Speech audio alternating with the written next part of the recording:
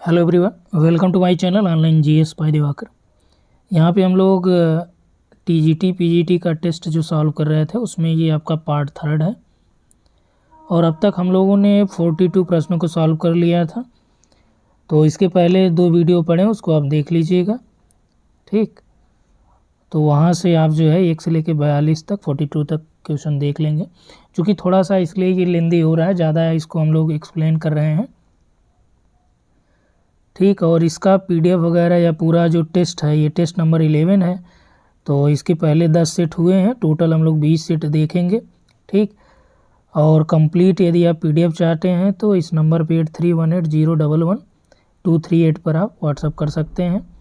ये देखिए आपका जो ये पूरा कोर्स है, इसमें क्या है कि 125 प्रश्नों का पूरा टेस्ट है और ये पूरे यूनिट्स है। जियोमॉर्फोलॉजी भी है, ओशनोग्राफी भी है, ठीक। केवल प्रैक्टिकल इसमें ऐड नहीं किया गया, चूँकि सिलेबस में है नहीं तो इसलिए ऐड नहीं किया गया है। तो ये आपका जैसे राजस्थान फर्स्ट ग्रेड का एग्ज़ाम हो गया, या ये नवोदय विद्यालय जो एनबीएस आपका होने वाला है और केवीएस है, ठीक। तो उसके लिए काफ़ी मोस्ट इम्पॉर्टेंट है ये। और यहाँ पे 125 का पूरा सेट रहेगा ही, प्लस जो है अलग से यूनिट वाइज, जैसे जियोमॉर्फोलॉजी का यूनिट हुआ 50 क्वेश्चन वहाँ से, ओशनोग्राफी का हो गया या इकोनॉमिक ज्योग्राफी का हो गया तो वहाँ से 50 प्रश्न। तो अलग अलग यूनिट से भी आपको यहाँ पे प्रोवाइड कराए जाएंगे, ठीक। तो यदि आप कंप्लीट कोर्स ज्वाइन करना चाहते हैं तो भी आप इस नंबर पर व्हाट्सअप कर सकते हैं। तो आइए हम लोग इसमें देखते हैं कि अगला क्वेश्चन जो है क्या है हमारे लिए 43 नंबर का। तो इसमें नेक्स्ट क्वेश्चन है कि इंटर ट्रॉपिकल कन्वर्जेंस जोन जो ITCZ है, इसके संबंध में कौन सा कथन यहाँ पे सही है, ये पूछ रहा है, ठीक। पहला दिया है कि यह कम दबाव का एक बेल्ट होती है जो भूमध्य रेखा के पास पृथ्वी का चक्कर लगाती है। अब देखिए, जो आप प्रश्न देखते हैं उसी प्रश्न से ही कई बार प्रश्न बनाए जाते हैं, तो इसको भी आप क्या करिए, ध्यान रखिएगा, ठीक है। तो यहाँ पे एक तो ये आप ध्यान रखिए कि ITCZ ये फुल फॉर्म भी कई परीक्षाओं में आपसे पूछे गए हैं। तो ITCZ का फुल फॉर्म क्या होगा, इंटर ट्रॉपिकल कन्वर्जेंस जोन, ठीक।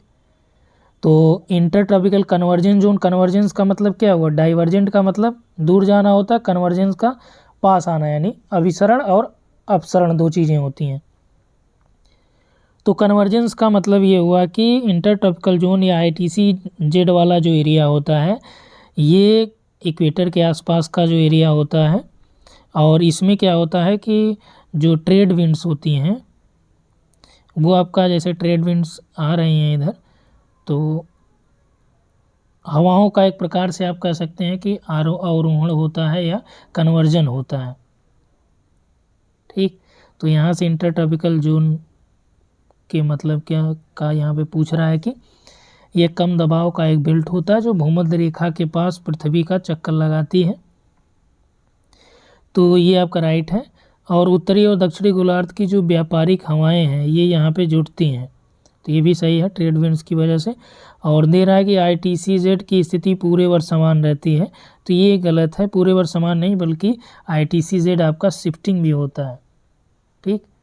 तो इंडिया वाला जब आप मानसून पढ़ेंगे, भारतीय मानसून का मैकेनिज़्म आप पढ़ेंगे, तो मैकेनिज़्म में आपने पढ़ा होगा कि ITCZ या जो यहाँ पे इंटर ट्रॉपिकल कन्वर्जेंस जोन होता है वो क्या होता है, नॉर्थ की तरफ शिफ्टिंग हो जाती है उसकी। तो यहाँ पे आपका 1 और 2 दोनों सही है, तो यानी विकल्प नंबर ए आपका राइट हो जाएगा। अगला देखिए, कोयना और तुंगभद्रा भीमा जो ये नदियाँ हैं, ये किसकी सहायक नदियाँ हैं, ताप्ती की हैं, गंगा की, गोदावरी की या कृष्णा की। तो ये कोयना हो गया, तुंगभद्रा और भीमा, ये जो है आपकी कृष्णा नदी की सहायक नदियां हैं। तो कृष्णा नदी की सहायक नदियों में देखिए, सहायक नदियों में आपको जब आप पढ़ेंगे तो सहायक नदियों में आप 2 चीज़ें फोकस करिएगा, एक दाहिनी सहायक और एक बाईं, ठीक। क्योंकि जब आपसे परीक्षाओं में प्रश्न अब पूछे जा रहे हैं, नॉर्मली तो पूछ दिया जाता था कौन सी सहायक नदी किसकी है, लेकिन जब और टफ ये बनाएगा तो आपका पूछेगा कौन सी दाईं सहायक है, कौन सी बाईं सहायक है। तो कृष्णा नदी की जो यदि हम लोग दाईं सहायिका की बात करें तो आपका तुंगभद्रा हो गया, घाट प्रभा, माल प्रभा, पंचगंगा, दूधगंगा, ठीक, वेना, ये सभी क्या है, ये दाहिनी है। जबकि बाईं ओर से इसमें मिलने वाली नदियों में आपका यरला रिवर है, मूसी नदी भी आपका इसमें मिल जाती है, भीमा जो नदी है ये आपकी बाईं सहायक नदी है। ठीक, तुंगभद्रा और कोयना ये आपकी दाईं सहायिकाएँ हैं। क्लियर हुआ यहाँ से। अगला देखिए, रियो डी जेनेरियो ब्राज़ील में जो UNCED 1992 में किस घोषणा पत्र पर हस्ताक्षर किए गए थे? एजेंडा 39 या 19 या 22 या 21? तो UNCED जो ब्राज़ील में हुआ, रियो डी जेनेरियो में प्रोग्राम हुआ था, तो इसमें जो है 1992 में 1992 में एजेंडा 21 पे जो है ये हस्ताक्षर किया गया था इसमें। ठीक, और ये पर्यावरण और विकास पर यानी सतत विकास पर ये संयुक्त राष्ट्र का सम्मेलन था। ठीक है, तो इसमें राइट आंसर आपका एजेंडा 21 हो जाएगा। अगला है कि लाइमोनाइट अयस्क किस धातु का अयस्क है? तो लाइमोनाइट है किसका अयस्क है? लोहा है, एल्युमिनियम है, जस्ता है, कोबाल्ट है। ठीक, तो लाइमोनाइट जो है ये आपका लोहे का अयस्क ही होता है। ये बेसिकली हेमेटाइट और मैग्नेटाइट आपने सुना होगा, लाइमोनाइट भी होता है। तो ये आपका जो पीला लौह अयस्क होता है, जिसे आप कह सकते हैं कि लेमन रॉक टाइप का, ठीक, तो उसे जो है आपका लोहे का अयस्क भी लाइमोनाइट को कहा जाता है। तो इसमें राइट आंसर आपका ए हो जाएगा। अगला है कि वर्षा छाया प्रभाव के साथ जुड़ा हुआ चक्रवाती वर्षा, नमी युक्त, संवहनी वर्षा या ललाट वर्षा। ठीक, तो इसमें कह रहा है कि वर्षा छाया प्रभाव किसके साथ जुड़ा हुआ है? जो आप ये छाया क्षेत्र वाला आप जानते हैं कि जहाँ पे बारिश नहीं होती वो वाला एरिया क्या हो जाता है, छाया क्षेत्र से संबंधित होता है। और ये किस पे बेस्ड होता है? चक्रवाती वर्षा तो इस पे नहीं होती है। ठीक, संवहनी वर्षा भी नहीं है, नमी युक्त वर्षा आप इसे कह सकते हैं। तो ये आपका क्या होता है कि जब हवा ऊपर उड़ जाती है, जैसे कि यहाँ पे मान लीजिए पर्वत पठार या कोई ऊंचा पार्ट यहाँ पे हो गया, तो यहाँ से मान लीजिए हवा का वाष्प जो जलवाष्प बना तो ये ऊपर आएगा और धीरे धीरे नम होगा। ठीक, नम होने के बाद ये इससे मान लीजिए टकराया, तो इसकी वजह से यहाँ पे आपका जो वाष्प में आपकी एनर्जी होती है गुप्त ऊष्मा, वो इसको ट्रांसफ़र हो जाएगी और इसकी वजह से इसका जो एनर्जी है वो कम हो जाएगा और इसकी वजह से क्या होगा, संघनन होने लगेगा और संघनन होके ये यहाँ पे वर्षा करेगा, लेकिन ये उतना ज़्यादा नमी यहाँ पे इधर नहीं पहुँच पाएगी। तो इसलिए क्या होगा, ये वाला एरिया जो है बारिश से पूरी तरह से यहाँ पे आपका बारिश पहुँचेगा नहीं और इसीलिए ये छाया क्षेत्र कहा जाता है। ठीक, तो एक पवनाभिमुख ढाल होता है, एक पवनाभिमुख ढाल होता है। तो पवनाभिमुख, देखिए पवनाभिमुख का मतलब क्या हुआ, जो पीछे वाला पार्ट है ये वाला पार्ट हो गया, और भीमुख का मतलब फ्रंट वाला, सामने वाला। ठीक है, इसे वर्षा छाया क्षेत्र भी कहा जाता है। तो अगला देखिए यहाँ पे दिया है कि नदी माजुली द्वीप जो भारत का पहला और एकमात्र नदी द्वीप जिला है बनाया गया है, ये कहाँ पे स्थित है दिया है यहाँ पे। देखिए विकल्प देखिए, कर्नाटक है आपके पास, जम्मू कश्मीर है। तो यहाँ पे आपका पूछ रहा है कि माजुली जो द्वीप है ये कहाँ पे स्थित है। तो माजुली द्वीप ये आपका असम में स्थित है। अब देखिए माजुली द्वीप पे एक आपका डॉक्यूमेंट्री भी हमने अवेलेबल कराया है आपको। तो इसके लिए माजुली द्वीप को देखने के लिए आप वनडे जंक्शन जो दूसरा चैनल है, ठीक, उसको आप फॉलो कर लीजिएगा। वहाँ पे भी आपको ज्योग्राफी के MCQs अवेलेबल हैं, तो इसको आप देख लीजिएगा वहाँ पे जाके। और यहाँ पे आपका माजुली द्वीप का भी वीडियो अवेलेबल है, डॉक्यूमेंट्री पूरा वहाँ की। ठीक, वहाँ पे द्वीप पे क्या क्या खेती या अर्थव्यवस्था वहाँ की कैसे चलती है, वहाँ के लोग कैसे हैं, मतलब सारी चीज़ों के बारे में इसमें डिटेल्ड में है। और यहाँ पे और भी डॉक्यूमेंट्री अवेलेबल है इस चैनल पे, तो यहाँ पे आप देख सकते हैं। तो ये आपका जो माजुली द्वीप है ये असम में है और ब्रह्मपुत्र नदी पे स्थित दुनिया का सबसे बड़ा आबादी वाला द्वीप है। ठीक, तो ये आपका माजुली एक ज़िला भी हो गया है। तो ये आपने आगे पढ़ा, ये प्रश्न में ही था। ठीक है, और यहाँ पे आपका भाखड़ा नांगल बांध जो है किस नदी पर स्थित है? तो सतलज है, घग्गर है, रावी है, चिनाब है। तो आपका जो भाखड़ा नांगल बांध है ये आपका सतलज नदी पे है और इसे ग्रेविटेशनल डैम भी कहते हैं, गुरुत्वीय बांध भी इसे कहा जाता है। ठीक। और यहाँ पे आपका इस डैम के पास जो है गोविंद सागर झील है। ठीक है, गोविंद सागर, दो झीलें हैं, गोविंद सागर और गोविंद बल्लभ पंत सागर में आप कंफ्यूज मत होइएगा। ये जो भाखड़ा नांगल बांध के पास है ये कौन सी है? ये गोविंद सागर झील है, इसी का निर्माण इससे होती है। और जो भाखड़ा नांगल बांध था इसके जो जनक हैं यानी ये जो बनाए हैं ये छोटू राम चौधरी हैं, जिन्होंने इसके निर्माण किया था, इसका जनक उन्हें कहा जाता है। इसकी कल्पना जो है छोटू राम चौधरी ने 1923 के आसपास की थी। उस समय ये जो एरिया था ये पंजाब राज्य के आसपास आता था और इस समय आर्थिक प्लेग जो है एक संकल्पना दी गई थी किसानों के लिए, क्योंकि काफ़ी ज़्यादा यहाँ पे एरिया में सूखा पड़ जा रहा था, पर्याप्त जो है जल की उपलब्धता नहीं हो पाती थी। ठीक है। और इसके बाद जो है न्यूनतम समर्थन मूल्य भी आया जो है, तो एमएसपी वगैरह वो बात की चीज़ें हैं।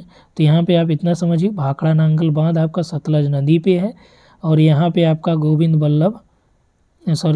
सागर जो है झील स्थित है। और क्या, इसके जो निर्माणक हैं या जनक जिसे कहा जाता है ये छोटू राम है, चौधरी छोटू राम इन्हें कहा जाता है। और ये बनाया कब गया? 1923 में। क्लियर हुआ? चलिए आगे देखते हैं। जीवन की न्यूनतम आवश्यकताओं को प्राप्त करने के लिए न्यूनतम आय की अनुपस्थिति किस प्रकार की बेरोजगारी से या किस प्रकार की गरीबी से संबंधित है? तो जीवन की न्यूनतम आवश्यकताओं को प्राप्त करने के लिए न्यूनतम आय की अनुपस्थिति किस प्रकार की गरीबी से संबंधित है? निरपेक्ष गरीबी, तुलनात्मक गरीबी, दोनों, या इनमें से कोई नहीं? तो यहाँ से आप समझिएगा राइट आंसर जो है, तो इसका जो राइट आंसर हो जाएगा वो हो जाएगा निरपेक्ष गरीबी। तो निरपेक्ष गरीबी में क्या होता है कि जब लोग या जो क्षेत्र के निवासी हैं उनकी पहुंच जो है न्यूनतम जो बुनियादी चीज़ें हैं उन तक नहीं पहुंच उनकी हो पाती है जिन व्यक्तियों की, तो वो निरपेक्ष गरीबी के अंतर्गत आते हैं।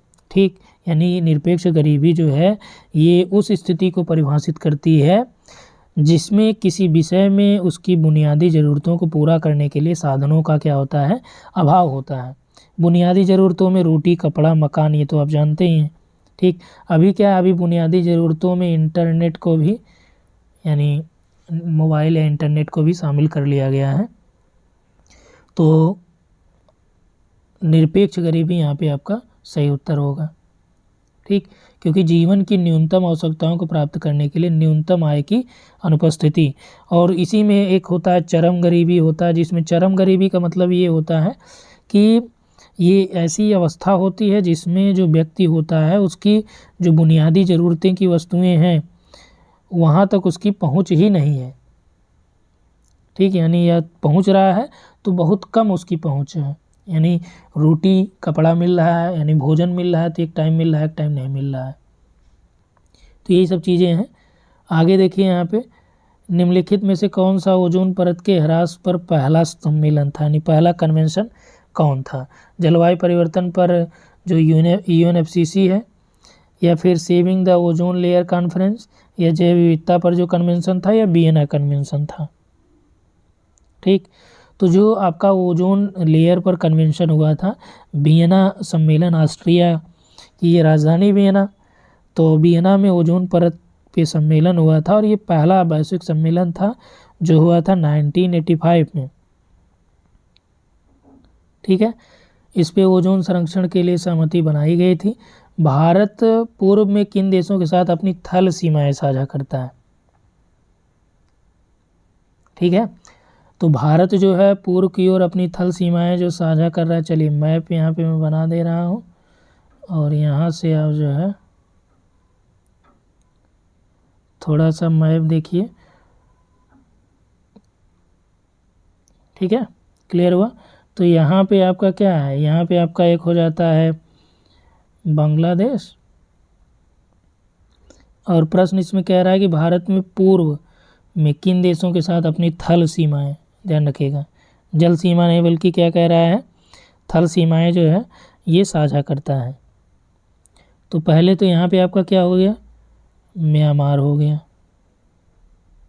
ठीक, और यहाँ पे आपका क्या है, बांग्लादेश है, बांग्लादेश है, ठीक है, देशों की बात किया है। और राज्यों में आपका इधर अरुणाचल ये हो गया जो म्यांमार से है, अरुणाचल जो है म्यांमार और चीन दोनों से है,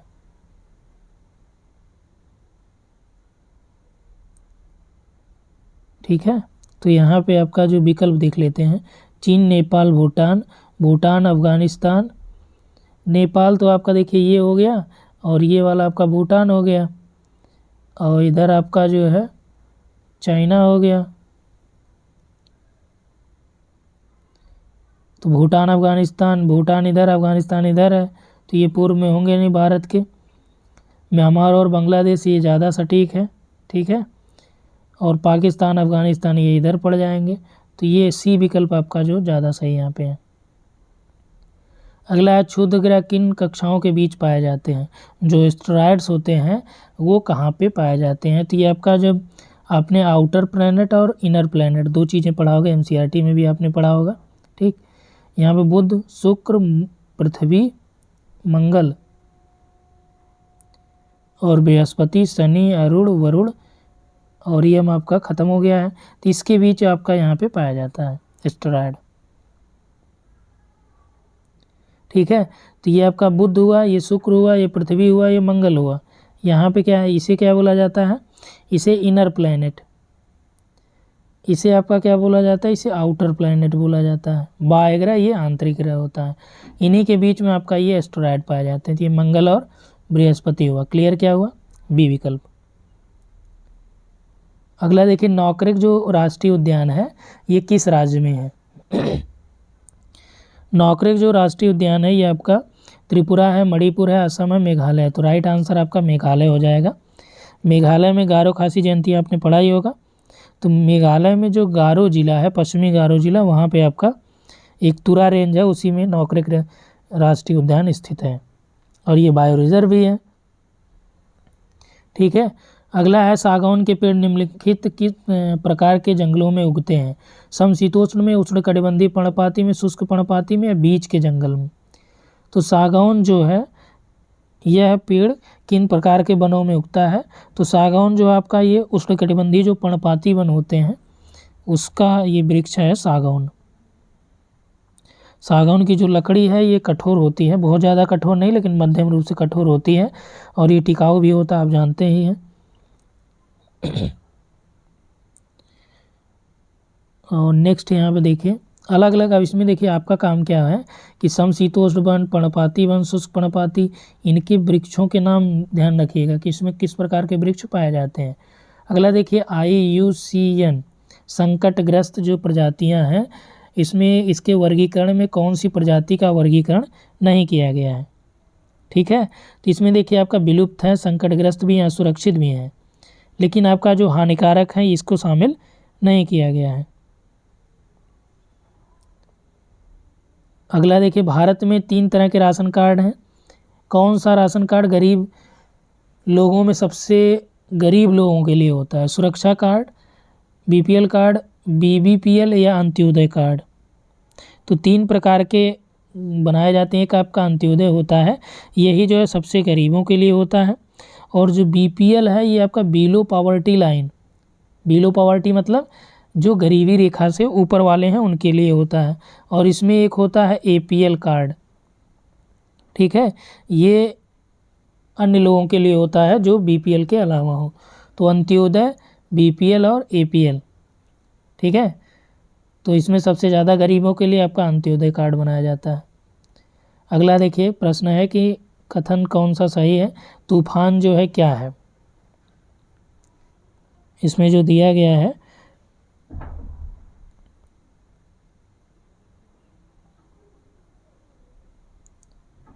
विकल्प है इसमें आपका भूमध्य रेखा पर प्रपत्र, बवंडर जितने बड़े नहीं होते हैं, या फिर गर्म महासागरीय क्षेत्र का विकास करना, या जब वो भूमि की सतह पर चलते हैं तब वो क्या होते हैं, तेज हो जाते हैं। ठीक है, तो ये आपका जो है तूफान क्या होता है कि ये उष्णकटिबंधीय चक्रवात होते हैं जो अटलांटिक या पूर्वी पैसिफिक ओशन के ऊपर जो है बनते हैं, इन्हें ही तूफान कहा जाता है। तो समुद्र के ऊपर ये गर्म हवा होती है। तो यहाँ पे आपका जो दिया गया प्रश्न है इसमें राइट आंसर हो जाएगा गर्म महासागरीय क्षेत्रों का विकास करना। अगला है कि कौन सा उद्योग टेलीफोन, कंप्यूटर आदि के निर्माण से संबंधित है। तो ये इस्पात, एल्युमिनियम है, इलेक्ट्रॉनिक है, सूचना प्रौद्योगिकी। अब देखिए दो चीज़ें हैं, इलेक्ट्रॉनिक और सूचना प्रौद्योगिकी। इलेक्ट्रॉनिक में आपका क्या है, कंप्यूटर, सेलफोन, टेलीफोन, लैपटॉप, ये सभी इसमें शामिल किए जाते हैं और इन्फॉर्मेशन अलग हो जाएगा।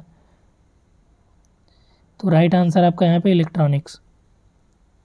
अगला, गोदावरी नदी का जो उद्गम है वो निम्नलिखित में से कौन सा है। तो गोदावरी नदी का उद्गम कहाँ से होता है, नासिक पहाड़ी से, अमरकंटक से, इलायची से, इलायची या इसे कार्डमम भी कहते हैं, और ये इंग्लिश में भी हिंदी में भी समझ लीजिए यहाँ से बिंदी से। तो जो आपका गोदावरी का यहाँ पे प्रश्न क्या है, गोदावरी नदी का जो उद्गम है ये कहाँ से होता है। ठीक, तो गोदावरी नदी का उद्गम जो आपका नासिक पहाड़ी से होता है, और ये दूसरी सबसे बड़ी नदी भी कही जाती है लंबाई में गंगा के बाद जो है। ठीक है, अगला देखिए, किस पंचवर्षीय योजना को अर्थव्यवस्था के उदारीकरण के रूप में जाना जाता है। तो किस पंचवर्षीय योजना को उदारीकरण, जो लिबरलाइजेशन, प्राइवेटाइजेशन और ग्लोबलाइजेशन। ठीक, एलपीजी का दौर कब आया, और ये सरकार थी नरसिंहा राव की 1992। तो इस समय जो है कौन सी पंचवर्षीय योजना चल रही थी, तो 1992 से आपका लेके 97 तक जो है 97 तक आपका 8वीं पंचवर्षीय योजना चल रही थी। और इसी समय जो है उदारीकरण आया था, उदारीकरण, निजीकरण और वैश्वीकरण, एलपीजी। अब इसमें आप समझिए कि एलपीजी में क्या किया गया था। इसमें जैसे भारत में क्या था कि पहले कुछ कंपनियों में या एफडीआई वगैरह में बहुत ज़्यादा रोक टोक लगाया जाता था, बहुत ज़्यादा जो है लाइसेंस और तमाम प्रक्रियाएं थी। सरकारी प्रक्रियाओं के बारे में आप जानते ही हैं कि कैसी सरकारी प्रक्रियाएं होती हैं। तो उस तरह से तमाम चीज़ें थी, जिससे क्या था कि एफडीआई वगैरह उतना ज़्यादा नहीं आ पाते थे, या लोग इंडस्ट्री जो लगाना चाह रहे हैं वो तमाम उसमें सरकारी जो है बाधाएं थी उसको इसमें दूर किया गया था। ठीक है, तो उसी समय जो है ये उदारीकरण आया था, और उस समय इकोनॉमिस्ट के रूप में जो उभर कर सामने आए थे वो आपके डॉक्टर मनमोहन सिंह थे। चूँकि 1992 की जो कहानी है वो ये था कि भारत के पास जो रिजर्व था वो बहुत ज़्यादा कम था। अब ये मान के चलिए कि अगर हम लोग जो है पेट्रोल, डीजल और ये सब चलाते तो लगभग 15 से 20 दिन का ही रिजर्व हमारे पास बचा था, जिससे वो ख़रीद के हम लोग चला सकते थे। तो उसी समय इन्होंने क्या किया था, ये आपका एक एफडीआई वगैरह का इस समय बहुत ज़्यादा प्रवाह हुआ था, जिसे कहा इन्फ्लेशन का। अगला क्वेश्चन है कि कौन सी नदी महात्मा गांधी पनबिजली परियोजना से संबंधित है। गोदावरी है, शरावती है, सुबनसिरी है और कृष्णा नदी है। ठीक है, Mahatma Gandhi hydro electric power station जो है ये कहाँ पे है, तो ये आपका जो है शरावती नदी पे है। ठीक, शरावती नदी घाटी जो परियोजना है उसी के अंतर्गत ये है, और कर्नाटक राज्य में बहुत अधिक बिजली भी इसे उत्पादित किया जाता है। तो यहाँ पे राइट आंसर भी हो जाएगा। अगला देखिए, उत्तरी गोलार्ध में अक्षांश से डोलड्रम तक बहने वाली हवाओं को क्या बोला जाता है।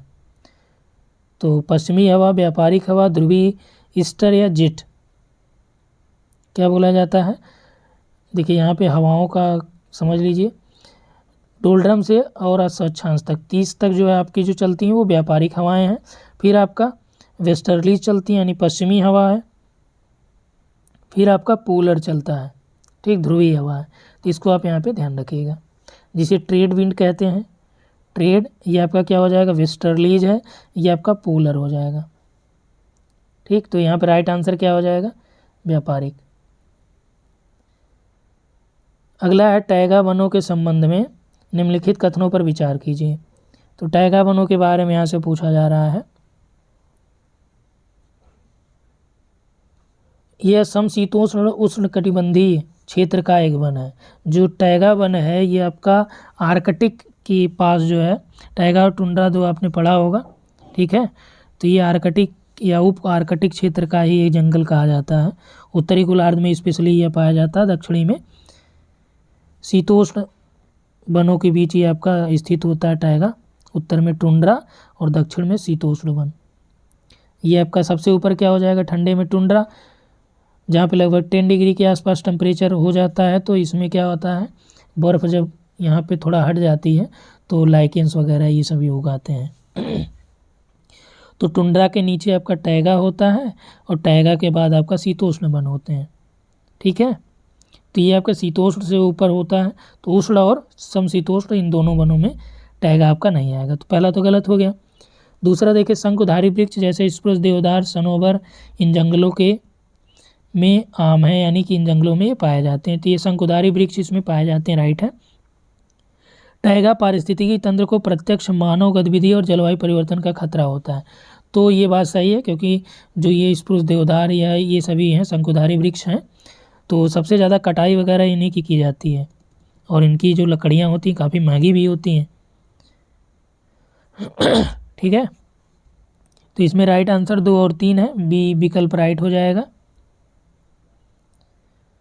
और नेक्स्ट यहाँ पे हम लोग देखते हैं सवाना जलवायु के संबंध में निम्नलिखित कथनों पर विचार कीजिए। सवाना जो जलवायु है, नेक्स्ट जो है यहाँ पे आपका सवाना जलवायु के संबंध में कि सवाना जो जलवायु है ये उष्णकटिबंधीय क्षेत्र में पाया जा सकता है। यह 60 ग्रास या ऊंचे पेड़ों इसकी विशेषता है। इसका एक अलग नम और शुष्क मौसम इसमें होता है, ठीक है।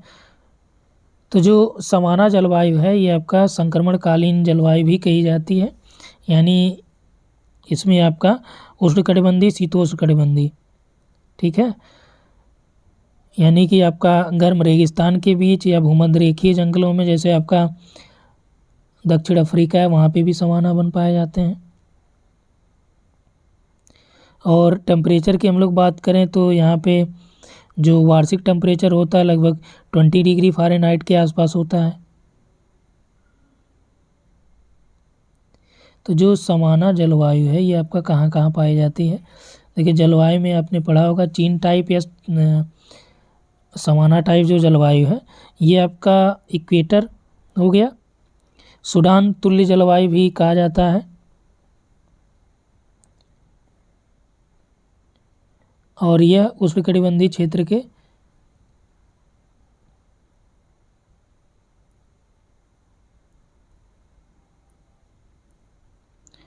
तो 65 नंबर का क्वेश्चन है। यहाँ पे देखिए सवाना जलवायु के संबंध में निम्नलिखित कथनों पर विचार कीजिए।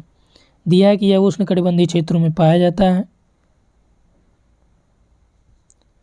यह 60 ग्रास और ऊंचे पेड़ों की यहाँ की जो विशेषता है सवाना जलवायु की, ये आपका 60 ग्रास ऊंचे पेड़ नहीं है, एक अलग नम और शुष्क यहाँ पे मौसम होता है, ये राइट है आपका, ठीक है। तो ये जो सवाना जलवायु है ये आपका इक्वेटर पे और जो रेगिस्तानी जो जलवायु होती है या व्यापारिक हवाएं जो बहती हैं उनके बीच ही आपका पाया जाता है, ठीक है। और ये इसे सूडान तुल्य जलवायु भी कहा जाता है, ये आप जानते ही हैं। तो इसमें जो राइट आंसर हो जाएगा ये तो नहीं होगा, 1 और 3 यहाँ पे सही हो जाएंगे। कौन सा दुनिया का सबसे ऊंचा पठार है? दक्कन है, कोलंबिया है, तिब्बत है, कटंगा है। कटंगा जो, तो इसमें राइट आंसर जो है दुनिया की छत जिसे कहा जाता है वो आपका तिब्बत का पठार है। नेक्स्ट है कि कौन सा उद्योग उससे संबंधित शहर बेमेल हैं। तो इसमें मिलान करने के लिए दिया एक सॉफ्टवेयर टेक्नोलॉजी पार्क इंदौर, औद्योगिक चमड़ा परिसर देवास, भेल प्लांट जो है जबलपुर में है, साड़ी चंदेरी में, तो जो बेमेल है ये आपका 67 का भेल प्लांट जबलपुर है।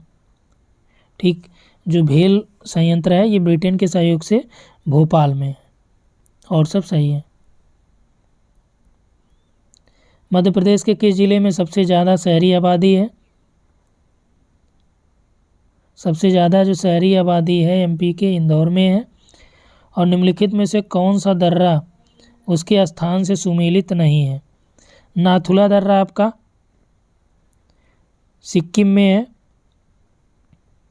सुमेलित नहीं है, इसको आप ज़रूर फोकस करिएगा। नाथुला दर्रा आपका सिक्किम में है, राइट है ये। सिपकिला जो दिया है ये अरुणाचल में दिया है, तो ये आपका हिमाचल में है, जास्कर श्रेणी के आसपास है ये। शिमला से जो तिब्बत का रास्ता है इसी दर्रे से जाता है। और सतलज नदी भी जो है सिपकिला से ही भारत में प्रवेश करती है। ठीक है, नाथुला जो है आपका सिक्किम में, ये राइट है, यही आपका सुमेलित नहीं है। जोजिला जम्मू हो गया और मानानीती ये उत्तराखंड में हो गए, भी यहाँ पे राइट हो जाएगा। अगला देखिए, निम्नलिखित में से कौन देश के जनसंख्या पिरामिड द्वारा रेखांकित नहीं किया जा सकता? तो इसमें प्रश्न है कि जनसंख्या पिरामिड में कौन सा जो है प्रदर्शित नहीं किया जा सकता। तो इसमें आपका जो निर्भरता अनुपात ये भी यूज किया जाता है, लिंगा अनुपात का विवरण भी रहता है, वृद्धि का भी रहता है, कुल जनसंख्या आकार का ये आपका नहीं रहता है। नेक्स्ट है, किस देश को यूरोप के खेल के मैदान के रूप में जाना जाता है? तो यूरोप के खेल का मैदान जो है आपका स्विट्ज़रलैंड है। ठीक, तो एक है स्टेफन लेस्ली, उन्होंने अपनी पुस्तक में जो है इस बारे में विचार प्रस्तुत किया था। और क्यूबा जो है आपका ये दुनिया का चीनी का कटोरा कहा जाता है। यहाँ पे आपका चुकंदर से भी चीनी बनाई जाती है। निम्नलिखित में से कौन सी नदी जम्मू कश्मीर से होकर बह रही है? चिनाब है, गोदावरी है, माही है, कृष्णा है। गोदावरी दक्षिण में हो गई, माही आपका गुजरात, राजस्थान, ये आपका 2 बार जो है कर्क को काटती है। और कृष्णा आपका ये भी साउथ में हो गई, तो इसमें चिनाब जो है सही उत्तर हो जाएगा। अगला है 73, किस नदी को नर्मदा के जुड़वा के रूप में जाना जाता है? नर्मदा की जुड़वा नदी साबरमती, तापी, गोदावरी, माही। ताप्ती जो नदी है इसे जुड़वा नदी के रूप में, किसकी जुड़वा? नर्मदा की जुड़वा नदी के रूप में जाना जाता है। ताप्ती नदी ये आपका मध्य प्रदेश के बैतूल ज़िले से निकलती है, सतपुड़ा वाला जो रेंज है। ठीक है, और नर्मदा जो आपका है ये अमरकंटक से निकलती है, तो ऊपर नर्मदा बहती है, नीचे ताप्ती है, और यहाँ से आपका इधर गोदावरी जो है नासिक पहाड़ से निकल के इधर आ जाती है। यानी यदि देखें तो ये इनके बीच में बहती है ताप्ती नदी। ठीक है, और इसको इसलिए जुड़वा कहते हैं क्योंकि दोनों एक साथ जाती हैं और एक साथ जो है पश्चिम की ओर प्रवाहित होते हुए एस्चुअरी बनाती हैं। अगला है कि कौन जैविक नाइट्रोजन निर्धारण से जुड़ा है? लाल सवाल है, भूरे सवाल है, हरे सवाल है, नीले हरे, ये काफ़ी बार पूछा जाता है। तो जो इसमें सवालों की बात करें, कौन सा नाइट्रोजन निर्धारण या स्थिरीकरण आप कह सकते हैं, तो इसमें जो आपका राइट आंसर हो जाएगा ये है नीले हरे शैवाल, यानी blue green algae, BGA right answer हो जाएगा। भारत का सबसे बड़ा जो टाइगर रिजर्व है वो कौन सा है? विकल्प आपके पास है जिम कॉर्बेट, नागार्जुन सागर श्रीशैलम, सतपुड़ा या सुंदरवन।